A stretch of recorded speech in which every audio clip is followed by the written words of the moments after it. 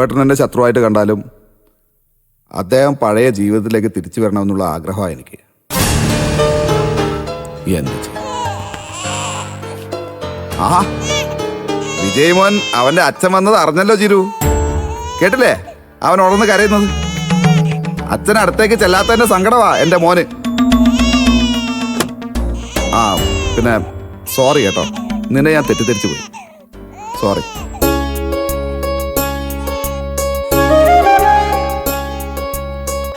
ആ മോനെ, എന്റെ ചക്കരെ, മോൻ കരയല്ലേ കേട്ടോ.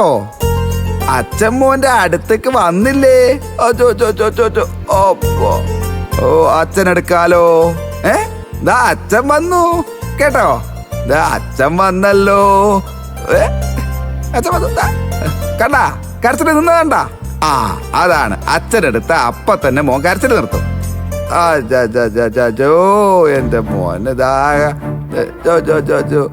അജോടാ മോനെ, അച്ഛനെ കാണാതെ വിഷമിച്ചിരുന്ന മോൻ. ചിരിക്കടാ.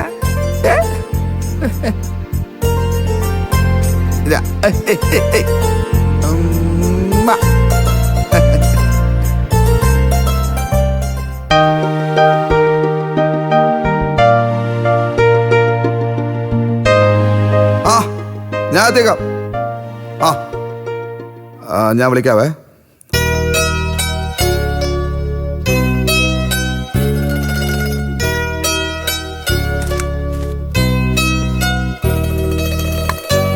വിനയനോ? വിനയൻ എപ്പോ എത്തി? ഞാനിപ്പോ എത്തിയുള്ളൂ അച്ഛാ. ആഹാ, അച്ഛന് കുടിക്കാൻ ചായ എടുക്കട്ടെ? വേണ്ട മോളെ, എനിക്ക് വെള്ളം മതി.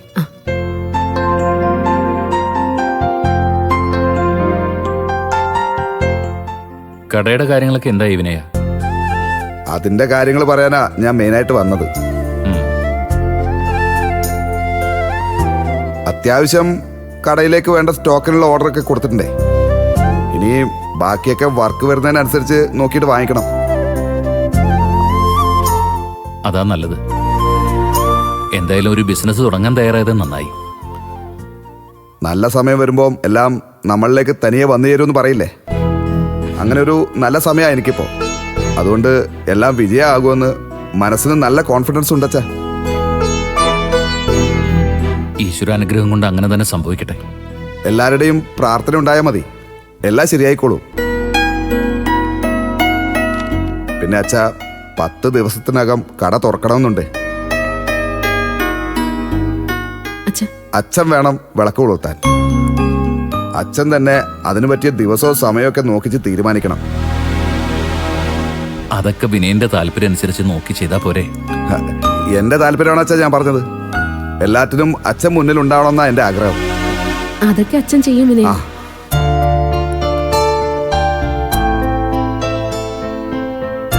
ജീവിതത്തില് അറിഞ്ഞോ അറിയാതെയോ പല തെറ്റുകളും എൻ്റെ ഭാഗത്തുനിന്ന് ഉണ്ടായിട്ടുണ്ട്. അതൊക്കെ എൻ്റെ സമയദോഷം കൊണ്ടും ബുദ്ധിമോശം കൊണ്ടും സംഭവിച്ചു പോയതാ. അതെല്ലാം തിരുത്തി ഒരു പുതിയ ജീവിതമാണ് ഉണ്ടാവാൻ പോകുന്നത്.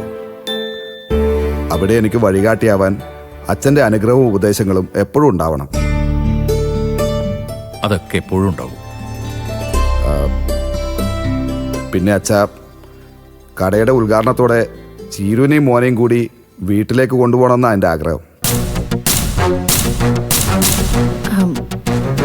അതൊക്കെ പിന്നെ തീരുമാനിക്കാന്ന് ഞാൻ നേരത്തെ വിനേട്ടനോട് പറഞ്ഞായിരുന്നു അച്ഛാ.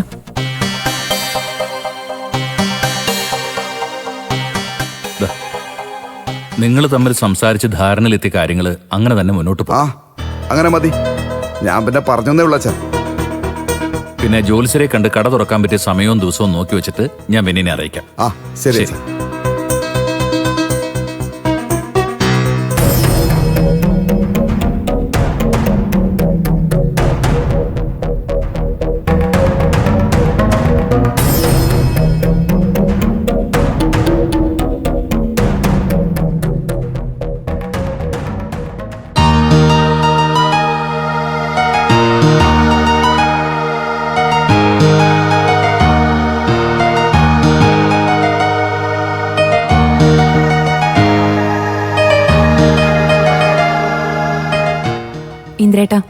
ഇന്ദ്രേട്ടൻ ഇങ്ങനെ വിഷമിക്കാതെ. എല്ലാം ശരിയാവും. എങ്ങനെ ശരിയാവനാനോ? അച്ഛനിലൂടെയെങ്കിലും ആ വീടുമായിട്ട് എനിക്ക് ബന്ധമുണ്ടല്ലോ എന്നുള്ള സമാധാനത്തിലായിരുന്നു ഞാൻ. ഇപ്പോ അതും ഇല്ലാതായി പോയില്ലേ?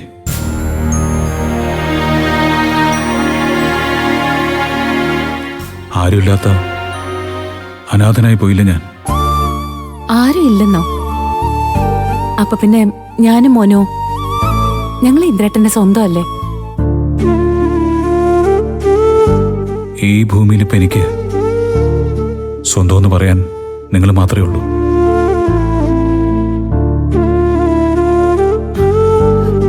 ഇന്ദ്രേട്ടാ, ഞാനൊരു കാര്യം പറയട്ടെ. നമുക്ക് ഇന്ദ്രേട്ടന്റെ അച്ഛനെ ഒന്ന് കണ്ടെത്താൻ ശ്രമിച്ചാലോ? 17 വർഷം മുമ്പേ എങ്ങോട്ടോ പോയ ആളെ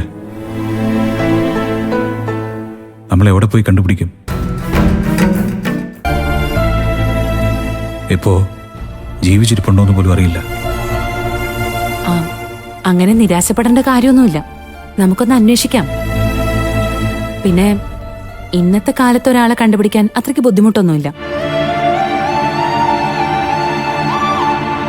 കണ്ടെത്തിക്കൊണ്ടുവരുമ്പോ അച്ഛന് പറയാനുള്ളത് അമ്മ പറഞ്ഞ കാര്യങ്ങൾ തന്നെയാണെങ്കിൽ കഴിഞ്ഞില്ലേനോ? അങ്ങനെയൊന്നും ആവില്ല, അതെനിക്ക് ഉറപ്പുണ്ട്. പിന്നെ സത്യം എന്ത് തന്നെ ആയാലും സത്യനും സോനയൊക്കെ ഇന്ദ്രേട്ടനെ സ്വന്തം ഏട്ടനായി തന്നെ കണ്ട് സ്നേഹിക്കുന്നില്ലേ? അതെല്ലാ കാലവും അങ്ങനെ തന്നെ ആയിരിക്കുമെന്ന് എനിക്ക് ഉറപ്പുണ്ട്.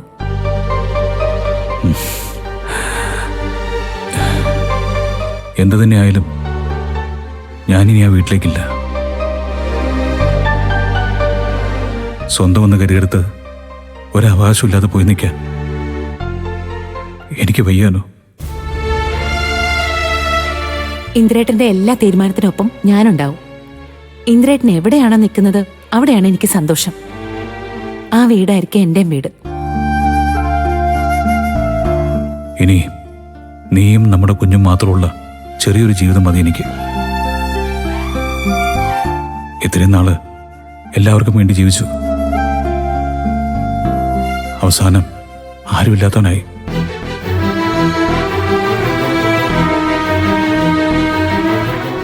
ശരിക്കും ഒരു അനാഥൻ.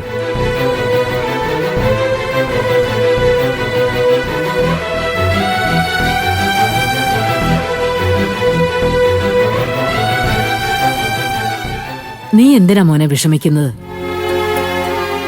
നിന്റെ കൂടെ അനുവും മോനും ഇല്ലേ? ഇനി നീ ജീവിക്കേണ്ടത് ഇവർക്ക് വേണ്ടിയാ. അറിയാം ഭാനുമ്മേ. അതാ എന്റെയും തീരുമാനം. ശരി മോളെ, ഞാൻ ചായ എടുത്തോണ്ട് വരാം.